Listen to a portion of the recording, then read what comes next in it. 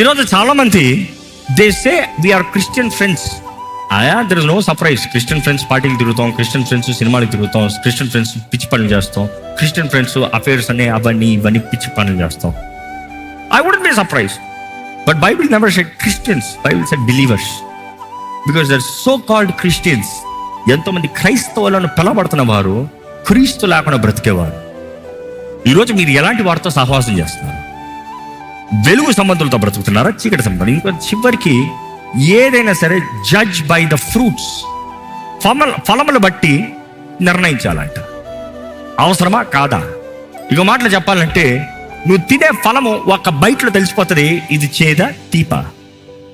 One bite is letting you know, which means the same. నువ్వు మనుషులతో కలిసేటప్పుడు ఆ conversation, ఇదిగో ఈ వ్యక్తితో ఇలా మాట్లాడేటప్పుడు ఎలాంటి ఆశలు కలిగి ఉన్నారు, ఎలాంటి రీతిగా చూస్తున్నారు, ఎలాంటి రీతిగా దే ఆర్ హ్యావింగ్ ఇది, లెట్ మీ నాట్. ఈరోజు ఈ మాట కూడా అడ్రస్ చేస్తాను. I will be honest enough. ఎందుకంటే ఈరోజు ఈ మాట మీరు చాలామంది అంగీకరిస్తారేమో, మాకు అవిశ్వాసులతో సాంగత్యం లేదండి, క్రైస్తవులతోనేనండి. కానీ ఆ క్రైస్తవులు విశ్వాసులా? మీరు క్రిస్టియన్ ఫ్రెండ్స్ అంటున్నారు, వారు ప్రార్థనలో సమయం గడుపుతారా?